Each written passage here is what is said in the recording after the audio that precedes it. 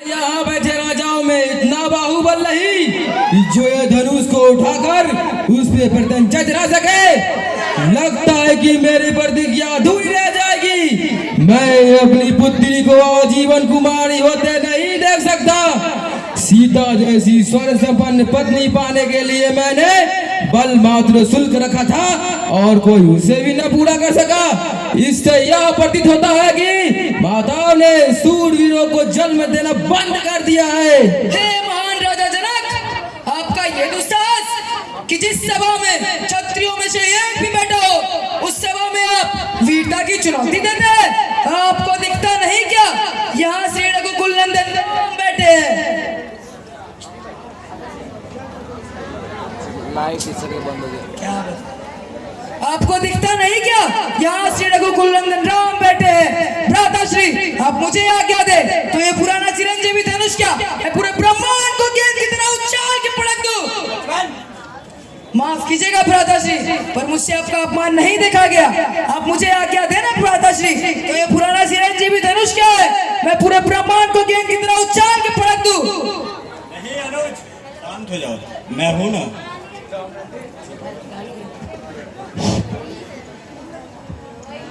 नमो पार्वते पते हर हर महादेव।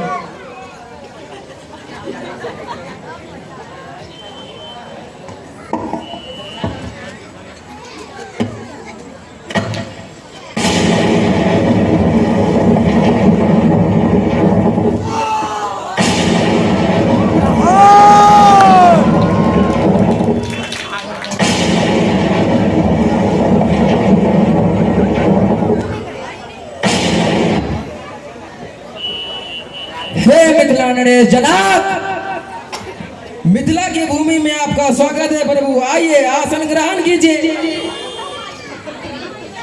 हम यहाँ आसन ग्रहण करने नहीं आए हैं। तुम अपने इन मीठे स्वागत वचनों से हमें नहीं बहला सकते जनक।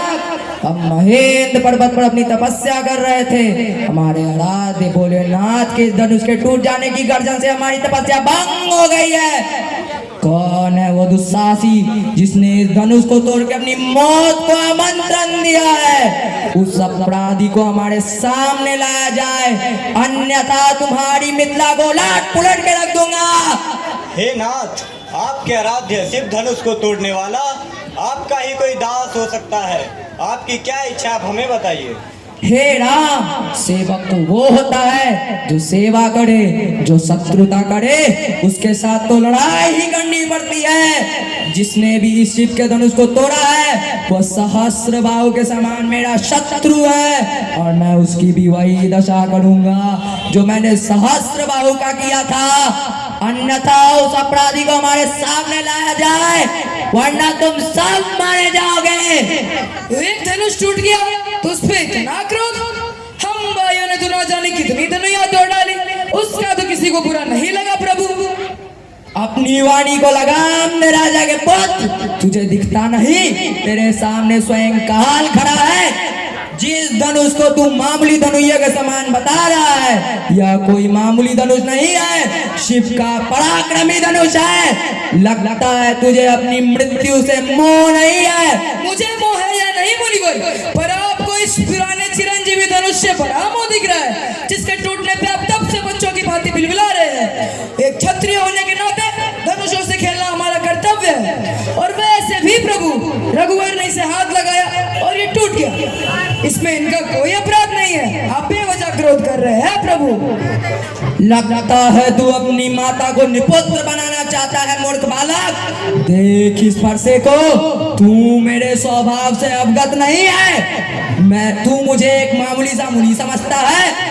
नहीं, मैं क्षत्रिय कुलद्रोही, बाण ब्रह्मचारी, अत्यंत क्रोधी परशुराम हूँ। मैंने अपनी भुजाओं के बल पर इन क्षत्रियों को धरती से विहीन कर दिया और ब्राह्मणों को दान में दे दिया।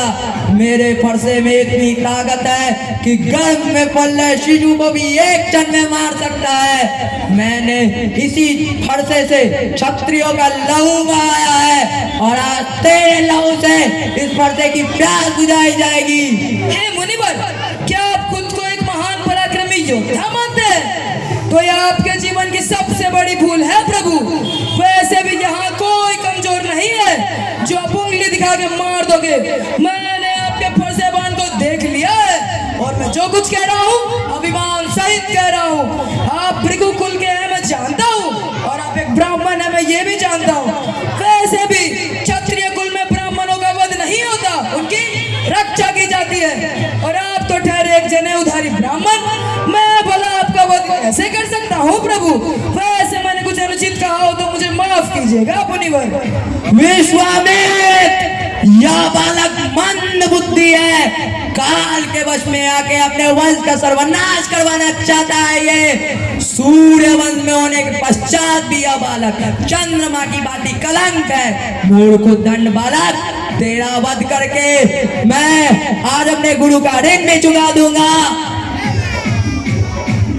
हे मुनिवर, वैसे भी आपको इस संसार में कौन नहीं जानता। गुरु का ऋण नहीं चुका पाए तो उसे मुझ पे तो दिया।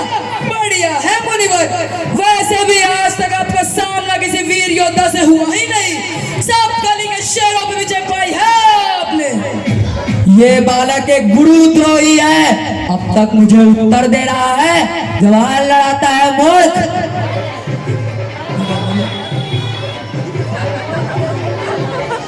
अब मुझे दोष मत देना लोगों, यह कठोर वचन बोलने वाला बालक मरने योग्य है। बहुत समझा दिया इसे मैंने, अब यह मेरे फरसे के आंकड़ों से नहीं बच पाएगा। हट जाओ विश्वामित्र। प्रभु, यदि बालक कोई चपलता करे तो माता पिता और गुरु को क्रोध नहीं करना चाहिए, आनंद लेना चाहिए। अब तो एक सुशील ब्राह्मण है, आपको ये सब शोभा नहीं देता है। यह बालक एक गुरुद्रोही है, मूर्ख बालक, अब तक मुझे उत्तर दे रहा है। आज इसे मार के मैं अपने गुरु का भी ऋण चुका दूंगा। लगता है आज इसी की मृत्यु हमें यहाँ लेके आई है।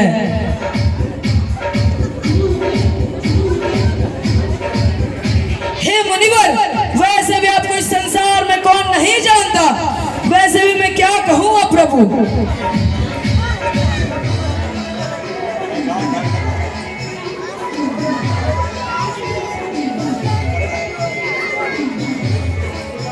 बालक की बातों पे ध्यान ना दे प्रभु, अभी ये तो नादान है, ना ही इनने आपका कोई अपराध किया है। आपके आराध्य शिव धनुष को तोड़ने वाला तो मैं हूँ।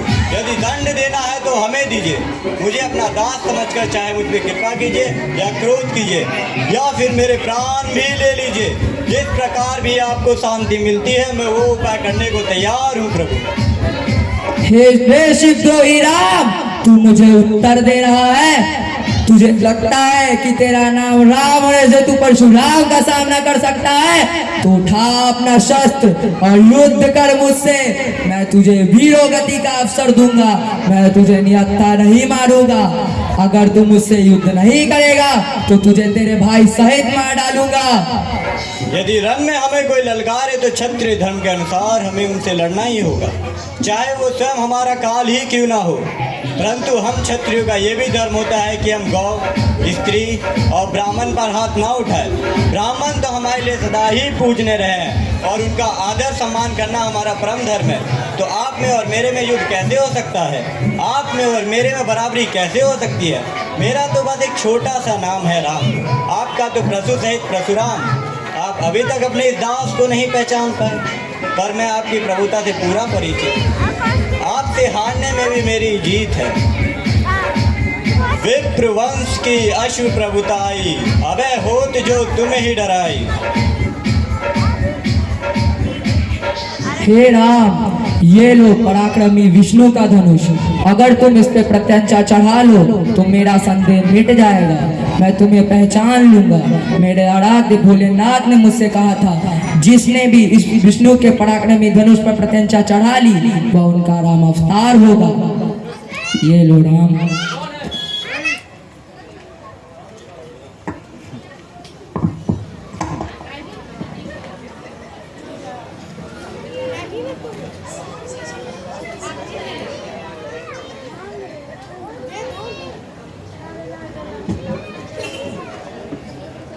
हे प्रभु, आप जानते हैं कि ये दिव्यवान कभी खाली नहीं जाता है, तो मैं दिव्यवान आप पे कैसे छोड़ सकता हूँ?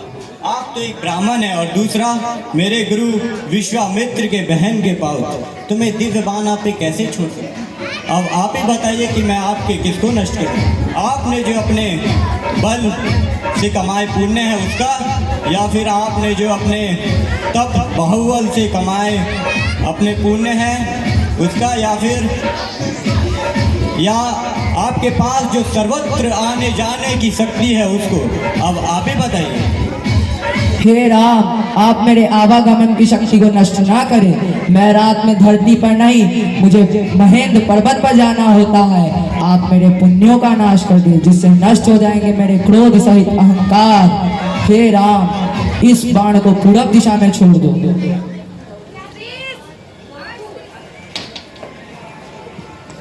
हे मिथिलेश, आपने बहुत पुण्य कमाए हैं, जो श्री लक्ष्मीपति श्री मर्यादा पुरुषोत्तम राम आपके घर बाहुन बन के आए हैं। इनके स्वागत में कोई कमी नहीं रह जानी चाहिए, अन्यथा हम फिर से क्रोधित हो जाएंगे। यह बालक नटखट है पर हमें प्यारा लगा।